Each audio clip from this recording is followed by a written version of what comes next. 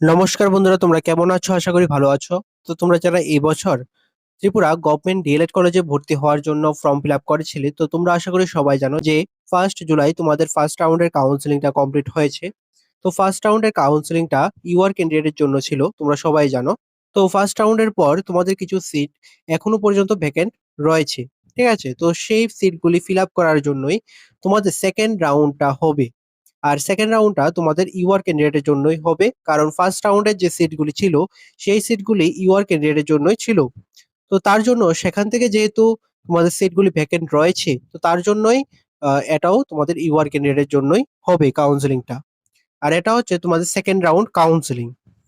তো আজকের এই ভিডিওতে তোমাদের এই নোটিশটা নিয়ে আলোচনা করা হবে।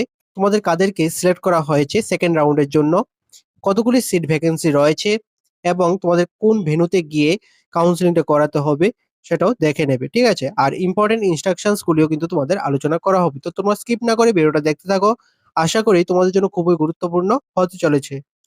আর তোমরা অবশ্যই আমাদের টেলিগ্রাম চ্যানেলে জয়েন হয়ে যাবে, টেলিগ্রাম চ্যানেলের লিংক তোমরা ডিসক্রিপশনে পেয়ে যাবে। ঠিক আছে, তো দেখো, এখন স্ক্রিনে যে নোটিশটা দেখতে পাচ্ছ এটাই কিন্তু তোমাদের সেকেন্ড রাউন্ডের নোটিশটা। এখানে বলা হয়েছে তোমাদের ফার্স্ট রাউন্ডের কাউন্সিলিং এর পর তোমাদের 6টা সিট ভ্যাকেন্সি রয়েছে ইউআর ক্যান্ডিডেটের জন্য। সেই সিটগুলি ফিল আপ করার জন্যই তোমাদের সেকেন্ড রাউন্ড কাউন্সিলিংটা হবে। ঠিক আছে, কাউন্সিলিংটা হবে ফেস টু ফেস, তোমরা ফিজিক্যালি অ্যাটেন্ড করতে হবে। কাউন্সিলিংটা হতে চলেছে 13ই জুলাই, অর্থাৎ আগামীকাল। আগামীকাল তোমাদের সেকেন্ড রাউন্ড কাউন্সিলিংটা হবে। আর এটা হবে অডিটোরিয়াম হল, এসসিআরটি, অভয়নগর, আগরতলা, ত্রিপুরা। এখানে শিডিউলটার ডিটেলসে দেওয়া আছে। ডেট 13ই জুলাই।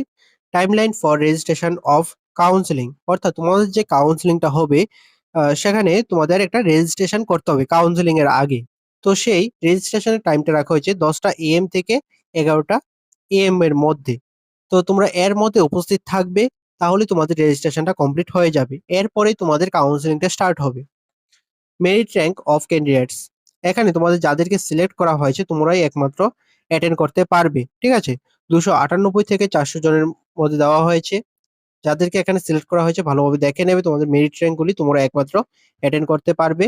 আর যদি সেকেন্ড রাউন্ডের পর কোনো সিট ভ্যাকেন্ট থাকে তাহলে আবার লিস্ট দেওয়া হবে। ঠিক আছে, আপাতত এই লিস্টের মধ্যে এখানে যাদেরকে সিলেক্ট করা হয়েছে তোমরাই অ্যাটেন্ড করবে। ঠিক আছে, তারপর কি বলা হয়েছে দেখো, রিমার্কস অপশনে এখানে বলা হয়েছে তোমাদের ভেন্যুটা দেওয়া হয়েছে সেই ভেন্যুতে উপস্থিত থাকার জন্য, এবং টাইমটা রাখা হয়েছে 10টা AM থেকে 11টা AM এর মধ্যে তোমাদের কাউন্সিলিং এর জন্য রেজিস্ট্রেশন হবে। যারা রেজিস্ট্রেশন করবে না তোমাদের কিন্তু কাউন্সিলিং অ্যাটেন্ড করতে দেওয়া হবে না। তারপর দেখো ইম্পর্টেন্ট ইনস্ট্রাকশনস গুলি আমি পয়েন্ট ওয়াইজ তোমাদের আলোচনা করে দিচ্ছি। প্রথমত বলা হয়েছে তোমাদের যাদেরকে সিলেক্ট করা হয়েছে তোমাদের এই যে ডকুমেন্টস গুলির কথা বলা হয়েছে সেই ডকুমেন্টস গুলি অরিজিনাল কপি এবং জেরক্স কপি দুটোই নিয়ে যেতে হবে। কি কি ডকুমেন্টস লাগবে? প্রথমত মার্কশিট অফ মাধ্যমিক অ্যান্ড এইচএস এক্সামিনেশন, অর্থাৎ তোমাদের ক্লাস 10-12 এর মার্কশিটটা নিয়ে যাবে। তারপর মাধ্যমিকের admit card, proof of age, age proof হিসেবে তোমাদের মাধ্যমিকের অ্যাডমিট কার্ডটা নিয়ে যাবে। তারপর duly signed acknowledgement receipt of verification of documents issued by the concerned diet or city Kumarghat, অর্থাৎ এখানে তোমাদের যে ফিজিক্যাল ভেরিফিকেশনটা হয়েছিল কাউন্সিলিং এর আগে, তো সেই ভেরিফিকেশনের সময় যে অ্যাকনোলেজমেন্টটার মধ্যে সাইন করে দিয়েছিল সেই সাইন্ড অ্যাকনোলেজমেন্টটা নিয়ে যাবে।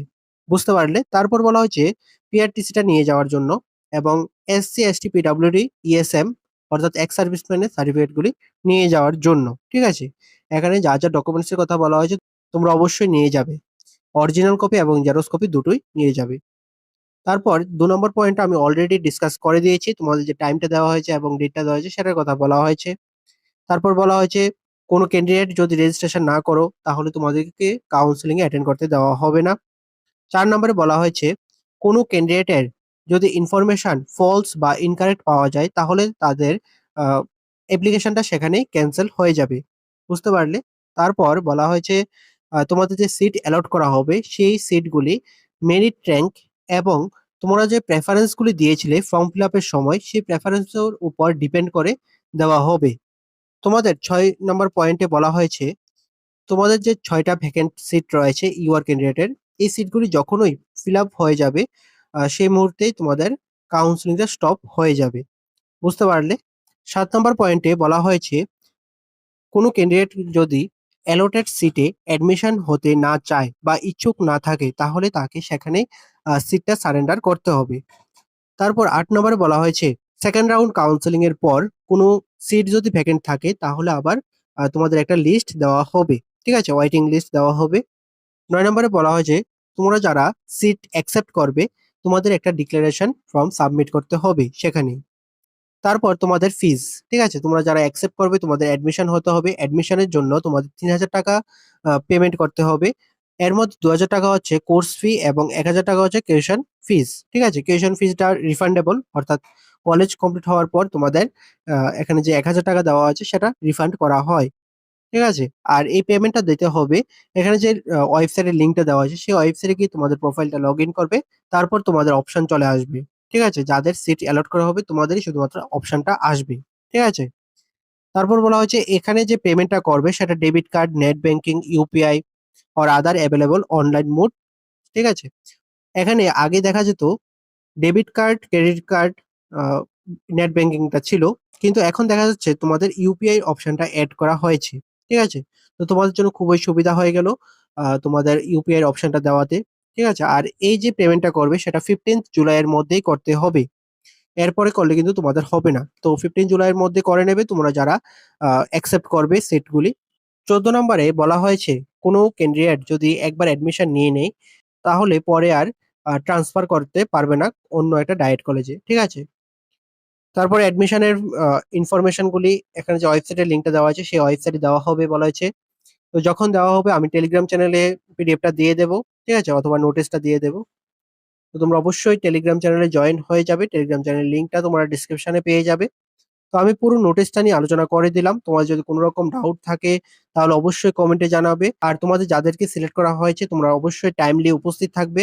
10টা এএম থেকে 11টার মধ্যে উপস্থিত থাকবে। তারপর তখন তোমাদের রেজিস্ট্রেশনটা হবে কাউন্সেলিং এর জন্য। তারপরেই তোমাদের কাউন্সেলিংটা স্টার্ট হবে। যদি কোনো ক্যান্ডিডেট রেজিস্ট্রেশনটা না করো তাহলে তোমাদের কাউন্সেলিংটা কিন্তু হবে না বা অ্যাটেন্ড করতে দেওয়া হবে না। তো তোমরা অবশ্যই টাইমলি উপস্থিত থাকবে এবং রেজিস্ট্রেশনটা করে নেবে। আর কাউন্সেলিংটা হবে আগামীকাল ১৩ই জুলাই। আর ভেন্যুটা কিন্তু দেওয়া হয়েছে অডিটোরিয়াম হল এসসিআরটি অভয়নগর আগরতলা ত্রিপুরা। যেই ভেন্যুটা তোমাদের ফার্স্ট রাউন্ডে ছিল সেম ভেন্যুই রাখা হয়েছে। তো তোমরা যাদেরকে সিলেক্ট করা হয়েছে তোমরা অবশ্যই অ্যাটেন্ড করবে। তো আজকের ভিডিওটা এতটুকুই। তোমার যদি ভিডিওটা ভালো লেগে থাকে তাহলে অবশ্যই লাইক করে দেবে, শেয়ার করে দেবে। আর অবশ্যই সাবস্ক্রাইবটা করে পাশে থাকবে। ভালো থাকবে, সুস্থ থাকবে। দেখা হচ্ছে পরের একটি নিউ আপডেট নিয়ে।